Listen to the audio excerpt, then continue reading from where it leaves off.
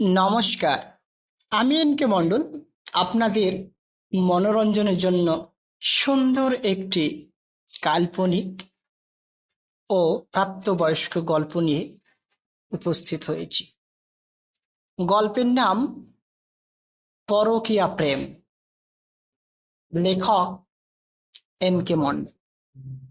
তো কথা না বাড়িয়ে গল্পটি শুরু করি।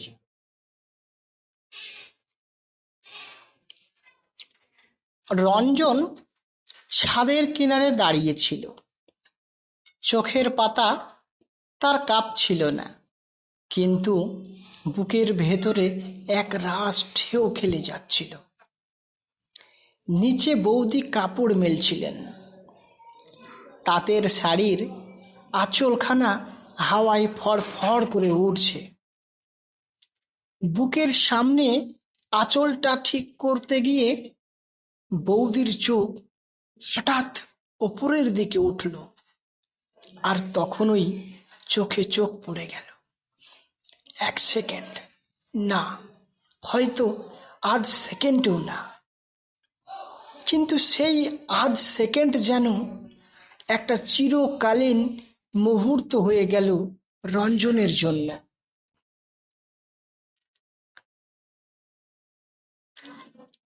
বৌদি হেসে উঠলেন না, সরে গেলেন না, শুধু তাকিয়ে রইলেন।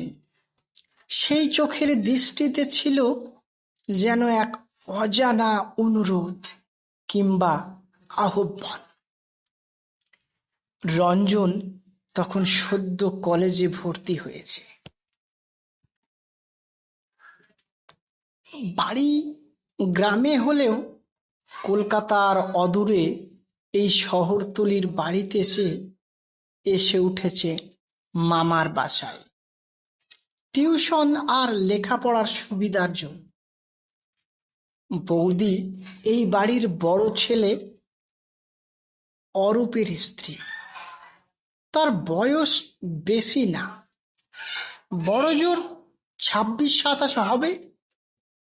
বছর 5 আগে বিয়ে হয়েছে, কিন্তু এখনো কোনো সন্তান নেই। অরূপদা সকালে অফিস যান, ফেরেন রাত 9:30 বা 10টায়। বৌদি সারা দিন বাড়িতেই থাকেন। তার একা সময় কাটে রান্না বান্না, গৃহস্থালির ছোটখাটো কাজ আর ছাদের বাগানে গাছগুলোর দেখভাল।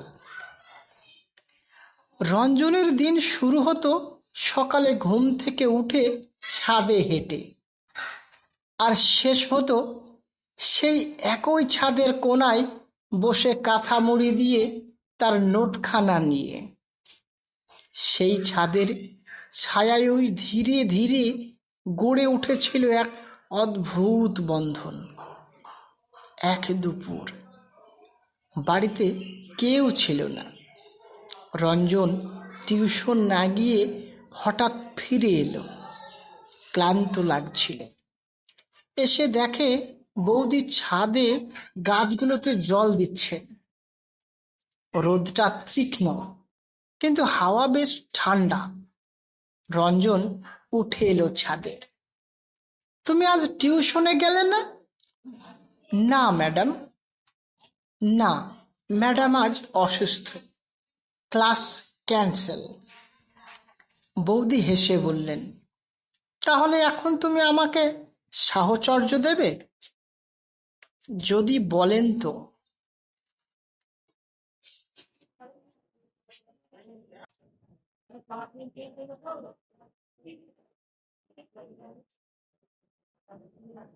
বৌদির চোখে তখন এক রকমের খেলা। তিনি বললেন, এসো, এই গাছটার পাশে দাঁড়াও, আমি ছবিটা তুলতে চাই। রঞ্জন দাঁড়িয়ে গেল। বৌদি মোবাইল ছবি তুললেন। তারপর হঠাৎই বললেন, তুমি জানো, একদিন আমিও কবিতা লিখতাম। রঞ্জন অবাক, সত্যি? হ্যাঁ, কিন্তু বিয়ের পর যেন সব বন্ধ হয়ে গেল। জীবন কেমন যেন জমে যাওয়া জল হয়ে গেল। তারপর হঠাৎ খুব ধীর গলায় তিনি বললেন, তুমি কি আমার একটা কবিতা শুনবে? সেদিন ছাদের কোণায় বসে বৌদি একটা পুরনো ডায়েরি থেকে কবিতা পড়েছিলেন। চোখের আড়ালে যে চোখ থাকে সে জানে কাকে দেখা যায় না। রঞ্জন শুধু শুনছিল, কিছু বলছিল না। তার মনে হচ্ছিল সে যেন কোনো নতুন জগতে প্রবেশ করছে। এই বৌদি, যিনি চিরকাল গৃহিণী বলেই পরিচিত ছিলেন, হঠাৎ করেই রঞ্জনের চোখে এক রহস্যময় নারী হয়ে উঠেছেন। সেদিন তারা অনেকক্ষণ ছাদে ছিল। সন্ধে হয়ে এসেছিল, আলো কমে আসছিল। তখন বৌদি হঠাৎ বলে উঠলেন, চলো নিচে নামি, বাতাস বেশি ঠান্ডা হয়ে যাচ্ছে। কিন্তু নামার আগে হঠাৎ বৌদি পিছনে ফিরে তাকিয়ে বললেন, তুমি কি কখনো কাউকে চুপচাপ ভালোবেসেছ? রঞ্জন কিছু বলল না, শুধু মাথা নাড়ল। বৌদি হাসলেন, ভালো, চুপচাপ ভালোবাসা সবচেয়ে গভীর হয়।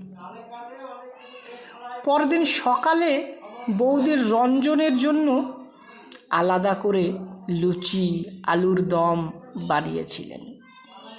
অরূপদা অফিসে যাওয়ার পর যখন তারা একা, তখন বৌদি খুব স্বাভাবিক ভঙ্গিতে বললেন, তোমার কাঁধে একটু ব্যাগটা তুলে দেবে, আলমারির ওপর তুলে রাখতে পারছি। রঞ্জন কাছে গিয়ে ব্যাগটা নিল। তুলতে গিয়ে হঠাৎ পেছনে ঘাড় ঘুরিয়ে দেখে বৌদি খুব কাছেই দাঁড়িয়ে। তার চুল থেকে হালকা সুগন্ধ আসছে, চোখে একটা স্থিরতা। রঞ্জনের হাত থেকে ব্যাগ পড়ে গেল। বৌদি হেসে ফেললেন, তারপর নিজেই ব্যাগটা তুলে রাখলেন। রঞ্জনের দিকে ফিরে শুধু বললেন, তোমার চোখ খুব সুন্দর।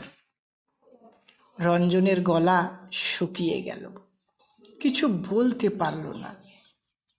গল্প এখানেই শেষ নয়, আসল দ্বন্দ্ব শুরু হলো কয়েকদিন পর। এক সন্ধেই ছাদে বৃষ্টি নেমেছিল। সবাই নিচে, কেবল রঞ্জন আর বৌদি ছাদে দাঁড়িয়ে ভিজে যাচ্ছে। বৌদি হঠাৎ দু হাত বাড়িয়ে বললেন, কখনো কখনো ভিজে যাওয়াই মুক্তি। তারপর খুব ধীরে রঞ্জনের কাছে এসে বললেন, আমার দিকে তাকাও।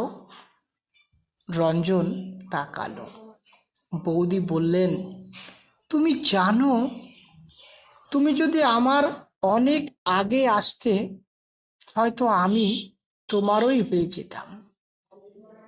রঞ্জন সেই মুহূর্তে কাঁপছিল, আবেগে, ভয়েও হয়তো। তবুও তার ঠোঁট থেকে বেরিয়ে এলো, এখনো দেরি হয়ে গেছে। বৌদি কিছু বললেন না, শুধু এগিয়ে এলেন। তাদের ঠোঁটের মাঝখানে তখন একটা চিরকালীন নীরবতা। এরপর থেকে প্রতিটি দুপুর, প্রতিটি সন্ধে যেন অন্যরকম হয়ে উঠল। অরূপদা না থাকলে রঞ্জন আর বৌদির একান্ত সময় ছাদে, রান্নাঘরে কিংবা বাড়ির পিছনের ছোট বারান্দায়। কিন্তু এই সম্পর্ক গোপন ছিল না শুধু বাইরের জন্য, নিজের মধ্যেও রঞ্জনের একরকম অপরাধ বোধ কাজ করত। সে জানতো এটা ঠিক নয়, কিন্তু হৃদয়ের যুক্তি বড়ই জেদি। একদিন রঞ্জন বলেছিল, আমরা কি পালিয়ে যেতে পারি? বৌদি চুপ করে রইলেন, তারপর বললেন, আমি পালাতে চাই না, আমি চাই তুমি থেকে যাও ঠিক যেমন আছো। কিন্তু জীবন এমন কিছু না যা আমরা কল্পনা করি। একদিন অরূপদা হঠাৎ অফিস থেকে ফিরে এলেন দুপুরে, হাত ব্যাগ, চোখে সন্দেহ। সেই দিনই সব বদলে গেল।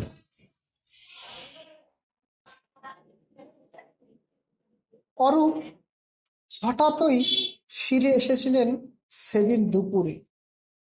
দরজায় ঘন্টা বাজার সঙ্গে সঙ্গেই বৌদি ঘাবড়ে গিয়েছিলেন। রঞ্জনও তখন ছিল বসার ঘরের এক কোণা, খালি গ্লাসে ফ্যানটার রং লেগেছিল। কে? আমি অরূপ। বৌদি চোখের ইশারায় রঞ্জনকে ছাদে যেতে বলেছিলেন। রঞ্জন সেইভাবে সিলপারে পা গলিয়ে দরজা দিয়ে সরে গিয়েছে। সিঁড়ি বেয়ে ছাদে উঠে এক দম বন্ধ করা পলাশ ফুলের টবের পাশে দাঁড়িয়েছিল অনেকক্ষণ। নিচে তখন দরজা খোলা গিয়েছিল, চাবির আওয়াজ, মেঝেতে পায়ের ধাপ। অরূপদা হয়তো বুঝে গিয়েছিলেন, বুঝেও কিছু বলেননি। সেই রাতে খাওয়া দাওয়া নিঃশব্দে হয়েছিল। তবে সেদিনের পর যেন বৌদির চোখে এক অদ্ভুত আলো দেখা গেল, ভয়, আশঙ্কা, আবার কোথাও যেন তীব্র আকাঙ্ক্ষা। রঞ্জনের মনে হলো তাদের এই সম্পর্কটা বোধ হয় আর গোপন নয়, এখন এটা একরকম যুদ্ধ, মন আর সমাজের মাঝে, ভালোবাসা আর বাস্তবতার মাঝখানে। পরদিন সকালে বৌদি নিজে এসে বললেন, আজ ছাদে যেও না। রঞ্জন অবাক। কেন? অরূপ বাড়িতে আছে, ছুটি নিয়েছে দুদিন। রঞ্জন চুপ করেছিল, তারপর বলল, তুমি ভয় পাচ্ছ? বৌদি একটু থেমে বললেন, ভয় নয়, সতর্কতা। আমাদের কাছে যা প্রেম, অন্যদের কাছে তা পাপ। তারপর হঠাৎ হাসলেন। তুমি কি জানো পাপ বোধ আর প্রেম একসঙ্গে বাস করে? রঞ্জন বলল, জানি, কারণ আমি দুটোই তোমার জন্য অনুভব করি।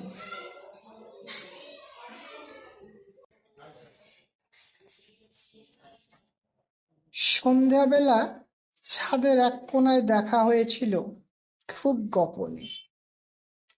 রাত্রি নেমেছিল শহরের ওপর, আর তার মাঝখানে দাঁড়িয়েছিল দুটো মানুষ, দুটি শরীর নয়, দুটি মন।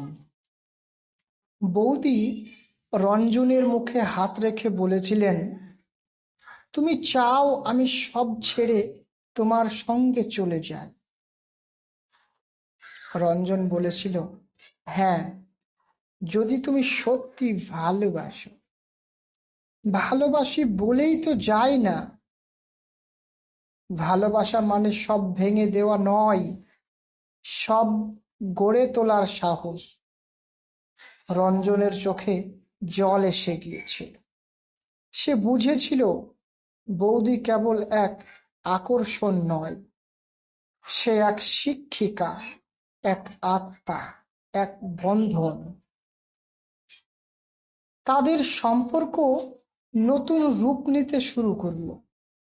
তারা বুঝে গিয়েছিল ছাদে আর দেখা যাবে না, এখন দরকার নতুন জায়গা, নতুন ছুতো।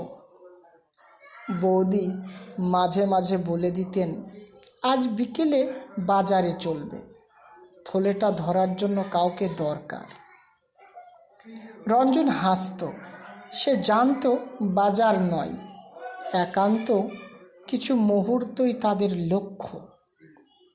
মাঝে মাঝে ট্রেন ধরে 2 স্টেশন দূরে গিয়ে বসত, চা দোকানের পিছনের গলিতে। বৌদি বলতেন, এখানে কেউ চেনে না, এখানে আমরা আমরা শুধুই আমরা।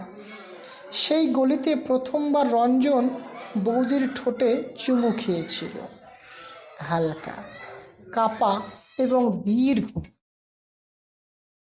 তারপর সেদিন তারা অনেকক্ষণ চুপ করেছিল, চোখে চোখ রেখে অন্ধকারের মাঝখানে ভালোবাসার দুনিয়া বানিয়ে নিয়েছে।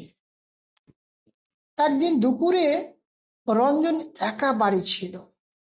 ঘরে ঢুকে সে দেখতে পেল বৌদি কাঁদছেন। কি হয়েছে? বৌদি চুপ।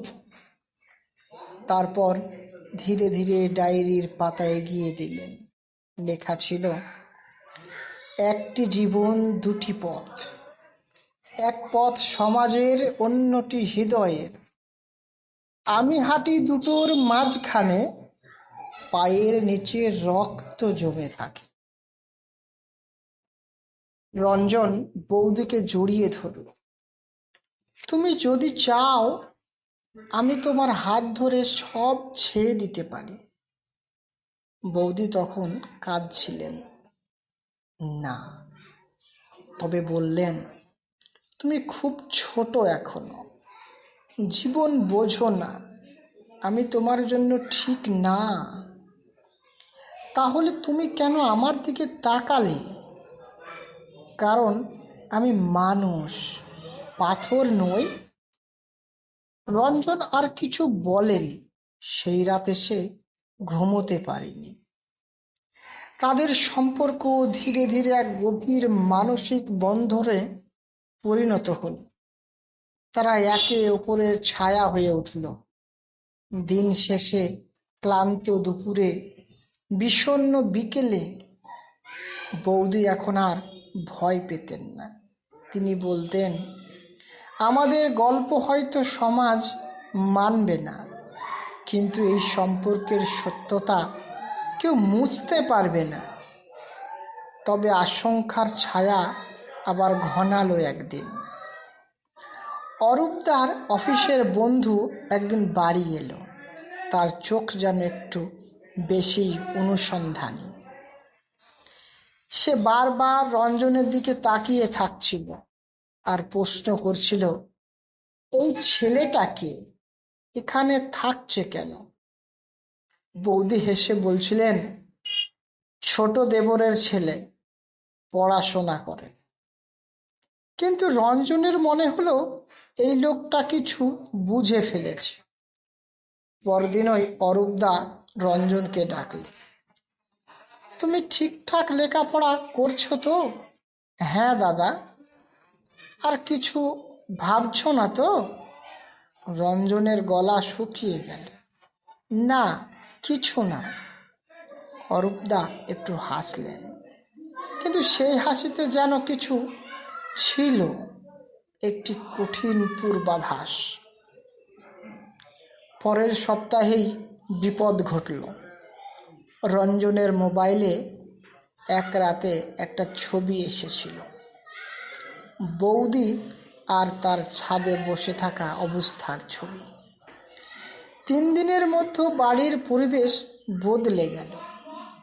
অরূপ কিছু বললেন না, কিন্তু রঞ্জন বুঝে গেল সব জানাজানি হয়ে গেছে। সেদিন রাতে বৌদি চিঠি লিখে রঞ্জনের হাতে দিলেন। তুমি আমার জীবনের সবচেয়ে সুন্দর ভুল। আমি ভুল করিনি তোমাকে ভালোবেসে, কিন্তু সময়টা ভুল ছিল। এখন চলে যাও, যতদিন না ভালোবাসা আবার পবিত্র হয়ে ওঠে। রঞ্জন বাড়ি ছেড়ে দিল, চলে গেল অন্য শহরে, অন্য জীবনে। তবে প্রতিদিন সকালে একটা খালি কাগজ খুলে রাখত, লিখত, আজও আমি তোমায় ভালোবাসি। অন্যদিকে বৌদি আবার সংসারে ফিরে গিয়েছিলেন, কিন্তু প্রতিদিন সকালে ছাদে গিয়ে দাঁড়াতেন ঠিক সেই কোণায় যেখানে রঞ্জন তাকিয়ে থাকত। আর প্রতিদিন সন্ধ্যায় বারান্দায় দাঁড়িয়ে আকাশের দিকে তাকিয়ে ফিস ফিস করে বলতেন, ছাদের ওপারে একটা আকাশ আছে, সেখানে কেউ আমাকে এখনো ভালোবাসে। 7 বছর পার হয়ে গেল। রঞ্জন এখন সাংবাদিক, কলকাতার বড় এক সংবাদপত্রে চাকরি করে। বাইলাইন ছাপা হয় প্রায়শই। চশমা পরে এখন, গলায় থাকে ক্যামেরার ফিতা। কথাবার্তা ভারিক্কি, হাসে কম, ভাবে বেশি। একদিন হঠাৎ এক ফোন পেল। লোকটা বলল, দাদা, আপনাকে একটা পুরনো বাড়ির ভাঙা ছাদ আর তার ইতিহাস নিয়ে রিপোর্ট লিখতে হবে। লোকাল এক লেখক বলেছেন নাকি এই ছাদে প্রেম পরকীয়ার এক রহস্য লুকিয়ে আছে। আগ্রহ থাকলে চলে আসুন। ঠিকানা শুনে রঞ্জনের বুকটা কেঁপে উঠল। মামার বাড়ি, বৌদির ছাদ, সেই শহরতলি যেখানে রোদ লেগে থাকতো এক নারীর গায়ে। রঞ্জন ট্রেনে উঠল, জানালার পাশে বসে চেয়ে রইল ফেলে আসা স্মৃতিগুলির দিকে।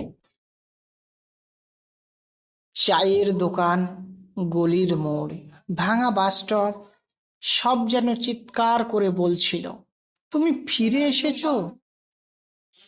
বাড়িটার সামনে এসে দাঁড়াতেই সে থমকে গেল। পরনের পাজামা পাঞ্জাবির নিচে বুক কাঁপছিল। ছাদের একটা কোণ ধসে গেছে, বাগান শুকিয়ে গেছে, দরজায় তালা, বাড়ি ফাঁকা। তবুও সে ছাদে উঠল। সেই পুরনো সিঁড়ি, দেওয়ালের রং উল্টে গেছে, কিন্তু ছাদটা যেন একই রকম আছে, শুধু একজন নেই। রঞ্জন শহরে নামল। স্থানীয় পত্রিকায় খোঁজ নিয়ে জেনেছিল অরূপদা 4 বছর আগে মারা গেছেন ক্যান্সারে। আর বৌদি শুভ্রা সেন শিক্ষকতা করতেন, এখন নাকি অবসর নিয়েছেন। একটা ছোট্ট বাড়িতে একা থাকেন, শহরের শেষ প্রান্তে। রঞ্জন একদিন সাহস করে সেই ঠিকানায় চলে গেল। গেট খুলে একজন নারী বের হচ্ছিলেন, ধবধবে সাদা শাড়ি, কপালে বিন্দু টিপ, মুখে বয়সের ছাপ। তবুও সেই চোখ, সেই আলো। বৌদি। তার চোখে রঞ্জনকে দেখে বিস্ময় ছিল না, কেবল দীর্ঘশ্বাস। এতদিন পর। রঞ্জনের গলা শুকিয়ে গিয়েছিল। এসে গেলাম, কেবল একটি বার তোমার মুখটা দেখব বলে। বৌদি চুপ করেছিলেন, তারপর একটা চেয়ারে গিয়ে দিলে, বসে পড়ো। আমার হাতে চায়ের দুধ গরম হচ্ছে। চা খেতে খেতে তারা চুপচাপ তাকিয়েছিল একে অপরের দিকে। কোনো অপ্রাসঙ্গিক প্রশ্ন ছিল না, কোনো জবাবও নয়। শুধু সময় বসেছিল মাঝখানে, বিবর্ণ, ক্লান্ত, অথচ শান্ত। রঞ্জন বলল, তুমি ভালো আছো? বৌদি বললেন, ভালো থাকার মতো কিছু থাকে না বয়স বাড়লে, কেবল অভ্যেস হয়। তুমি? চাকরি করি, জীবন চলে, কিন্তু থেমে গেছে সেদিনের ছাদেই। বৌদি হেসে ফেললেন, তুমি এখনো কবিতা লেখো? না, এখন শুধু রিপোর্ট আর শিরোনাম বানাই। তুমি? বৌদি বললেন, তোমার চলে যাওয়ার পর আবার লিখতে শুরু করেছিলাম, তবে সেটা আমার জন্য নয়, তোমার জন্য। তারপর ড্রয়ার খুলে একটা খাতা এগিয়ে দিল। প্রথম পাতায় লেখা, যে প্রেমের সামাজিক স্বীকৃতি নেই, সে প্রেম শুধু ঈশ্বর জানেন।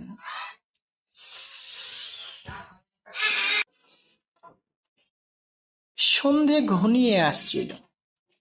রঞ্জন উঠে দাঁড়াল, বলল, তুমি চাইলে আমি ফিরে আসতে পারি। বৌদি মাথা নাড়লেন, না রঞ্জন, আমরা এখন দুটো ইতিহাস। নতুন গল্পের শুরু হয় নতুন মানুষের সঙ্গে। তবু আমি আজও তোমায় ভালোবাসি। বৌদি এগিয়ে এলেন, রঞ্জনের কপালে ঠোঁট ছুঁয়ে বললেন, ভালোবাসো, কিন্তু এতটুকুই থাকো, যেন আর কিছু না চাও। এই ভালোবাসাটাই তো আমাদের সত্য। রঞ্জনের চোখ ভিজে গেল। সে ধীরে ধীরে বেরিয়ে গেল সেই বাড়ি থেকে। পিছনে তাকিয়ে দেখল বৌদি বারান্দায় দাঁড়িয়ে আছে, সে আগের মতো, ছাদের ওপারের আকাশের দিকে তাকিয়ে। 1 বছর পর একটি কবিতার বই প্রকাশ পেল কলকাতা বইমেলায়। ছাদের ওপারের আকাশ, শুভ্রা সেন, সম্পাদনায় রঞ্জন মুখার্জি। প্রথম পাতায় লেখা, যখন কেউ কাউকে ভালোবাসে, সময়ের দেওয়াল ভেঙে শুধু তাকিয়েই থাকে। কখনো চুপ করে বসে থাকে একটু। কখনো কাছে আসা হয় না, তবুও তারা কাছে থাকে, ঠিক ছাদের ওপারের আকাশের মতো। 3 বছর কেটে গেছে। রঞ্জনের চুলে পাক ধরেছে, চোখে চশমার কাঁচ খোলা। দিনে কাজ আর রাতে একাকিত্বই সঙ্গী। সে এখন কবিতা লেখে না, লিখতে গেলেই বৌদির মুখটা ভেসে ওঠে, সেই সন্ধ্যার শেষ বিদায়ের মুখ, যেদিন সে বলেছিল, ভালোবাসো, কিন্তু আর কিছু চেয়েও না। তবুও ভেতরে কোথাও রয়ে গিয়েছিল এক অজানা টান, কিছু অসমাপ্ত, কিছু বলা হয়নি। ঠিক সেই সময় এক চিঠি এলো। চিঠির খামে প্রেরকের নাম নেই, কিন্তু হাতের লেখা চিনতে রঞ্জনের এক মুহূর্তও লাগলো না। শুভ্রা সেন, তার বৌদি, তার প্রেম, তার নীরবতারা। চিঠিতে লেখা ছিল, রঞ্জন, এবার সত্যি শেষবার লিখছি। শরীর আর টানছে না। চিকিৎসক বলেছে সময় খুব কম। জানি তুমি এখন অনেক দূর এগিয়ে গেছো, তবুও তোমার ছোঁয়া এখনো আমার কাঁথার ভাঁজে গন্ধ হয়ে থাকে। আমি চাই তুমি আসো একবার, আমার শেষ চিঠিটার জবাব নিয়ে। সেই ছাদে না হলেও অন্তত আমার চোখে চোখ রেখে বিদায় নিও। শুভ্রা। চিঠিটা হাতে নিয়েই রঞ্জন কেঁদে ফেলেছিল। 5 মিনিট নয়, 5 বছর যেন বৃষ্টি হয়ে গড়িয়ে পড়ল। সে ছুটে গেল, ট্রেন ধরল না, গাড়ি নিল না, একটা বাইক ভাড়া করলো পুরনো পথে, পুরনো গন্ধের দিকে। প্রতিটা মোড়, প্রতিটা রেলগেট যেন পুরনো দিনের রঙে রাঙানো। সে জানত এইবার আর চুম্বন নয়, ছোঁয়াও নয়, এইবার হবে চোখে চোখ রেখে বিদায়। শুভ্রা ছিলেন বিছানায়, শরীর কৃশ, কণ্ঠক্ষীণ, তবুও চোখ দুটি ঝলমলে। রঞ্জন এগিয়ে গেল, হাত ধরল। বৌদি হাসলেন। তুমি এসেছ? তুমি ডেকেছ? না এসে থাকতে পারি? তোমার জন্যই অপেক্ষা করছিলাম। রঞ্জনের গলা ধরে গেল। আমি আমি যদি আগে 1 পা বাড়াতাম তাহলে কি আজ অন্যরকম হতো?